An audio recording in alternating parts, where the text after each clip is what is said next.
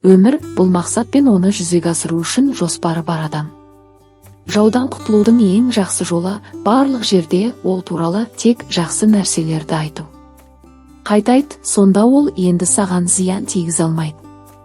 Егер жануар немесе адам бар назармен барлық еркін белгілі бір мақсатқа қойса, соған жетеді.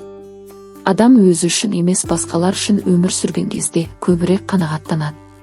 Мен досымды жақсы көремін, жауға айналуы мүмкін екенін есте сақтап және жауды жек көремін, оның дос бола алатынын есте сақтап.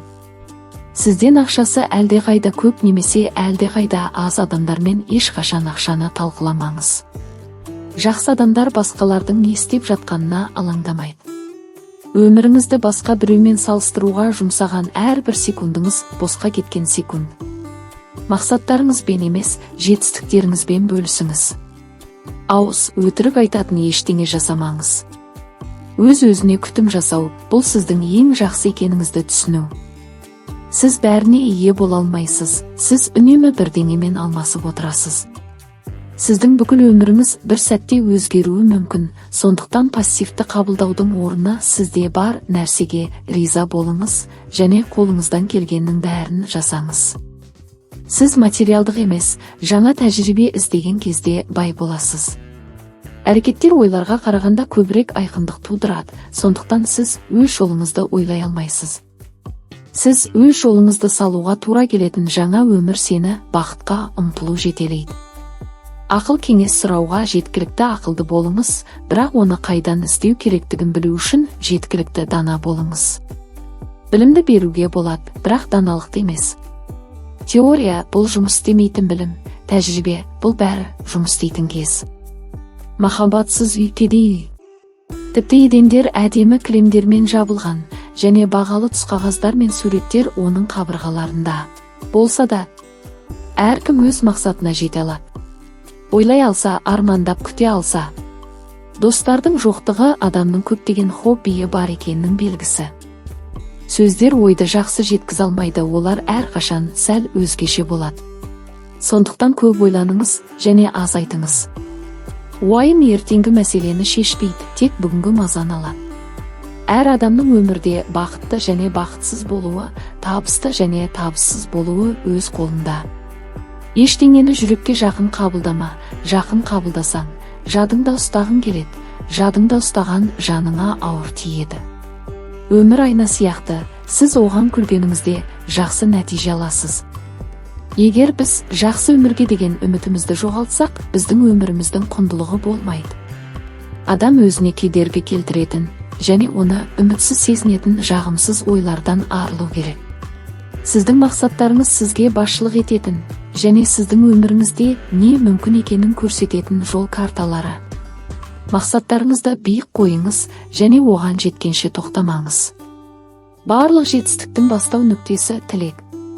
Табыс күн сайын қайталанатын шағын күш-жігердің жиынтығы.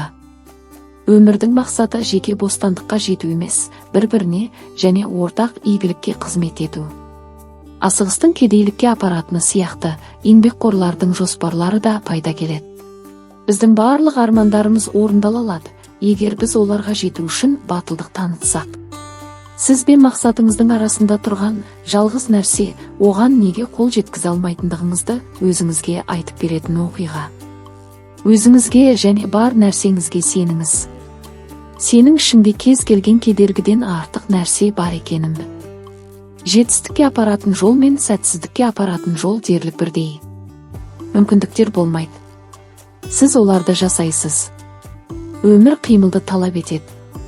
Адам кірпіш сияқты. Күйген сайын қатая түседі.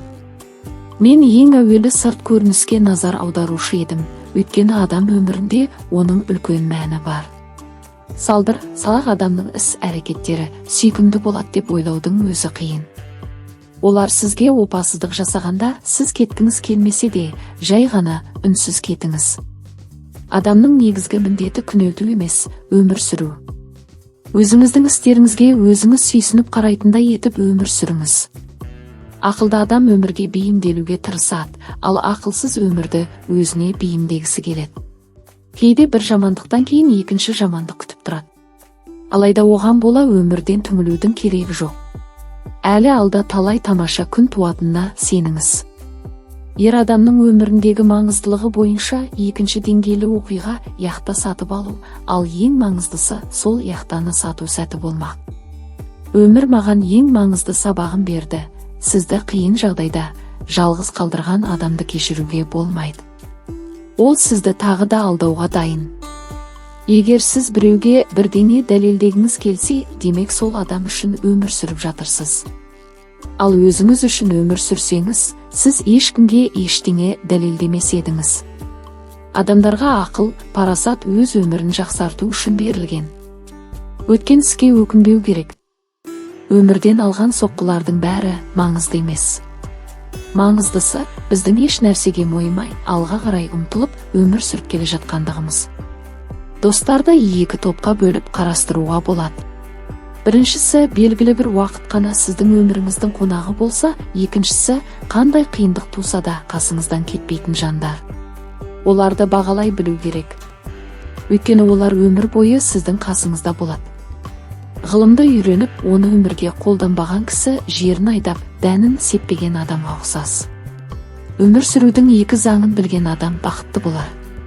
Бірі не болса соны жей бермей, азығына талғанмен қарайтын жан. Бірі кім болса сонымен дос болмай, дағы досайын адам. Жоғалтып алмау үшін арнамызға жазылып қойыңыз.